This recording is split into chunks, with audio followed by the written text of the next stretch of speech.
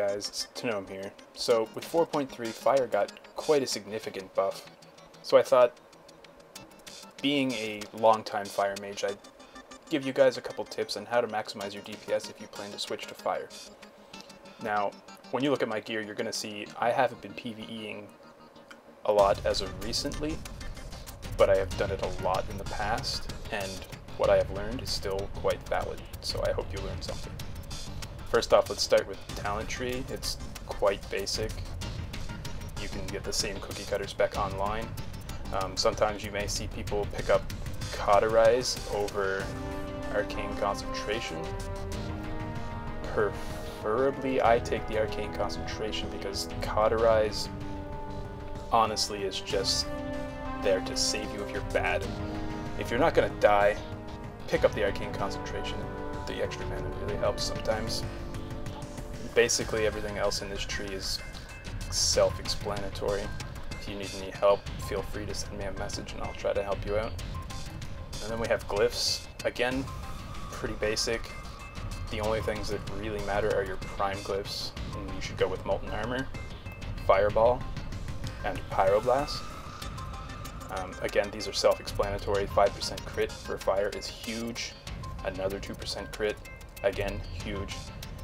Your main spec as fire, you're going to want to get as much crit as you can, because more crit means more hot streaks, and that's your bread and butter when it comes to fire. So basically, if you look at my gear here, which is quite terrible at the moment, you'll see I'm focusing heavily on crit. The more crit, the more instant Pyroblast you get. Now, mine is nowhere near where I'd like it to be right now. I'm sitting at about 30%, probably 3/4 rate buffed. If you can get 50% while rate buffed, you're sitting pretty good, and you're going to get a lot of DPS out of it. So basically, I'm just going to jump right into how you should be rotating your spells here. If you want to be competitive, buffing is going to help you. Volcanic potions are amazing. So my basic rotation is going to be on the pull. I'm going to pop a volcanic potion before combat starts so that the cooldown resets. I'm going to start with a Pyroblast, get my living bomb up as soon as Pyroblast goes off, throw out my flame orb, get up my mirror images. Now, this brings me to combustion. You want to use combustion when it's going to maximize what you're going to get out of it.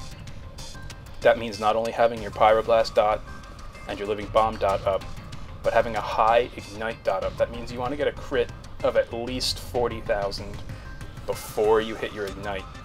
So if you get a hot streak and your Pyroblast crits for 45k, that's the opportune time to hit combustion, because that ignite tick is going to be the most damage you get with your combustion. Alright, so let's have a look at a bit of a rotation here.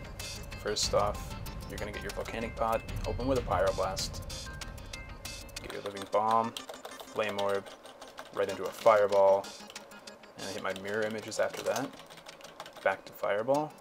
Now I'm looking for that big crit to get my combustion rolling. See, my Pyroblast fell off before I got it. No big deal. Just wait for hot streak. Let's see if it's big. There you go, 70k. Bam. That combustion is going to be doing a lot of damage. Another thing, prioritize your hot streak over refreshing your living bomb, like I just did there, because you can get another hot streak while you're recasting your living bomb, and hot streak again is your maximum damage. So as you can see, I'm doing 25k here solo in my terrible gear. Okay, so you may have noticed that throughout that demonstration, I was standing at my maximum range from the target dummy. If I step back just a few yards, I'm out of range. There is a reason behind that, and it is when you get a hot streak proc, you need time to react to it. And believe it or not, the travel time from your character to the target comes into play here. If you're at your maximum range and you get a hot streak, you have time to react to that.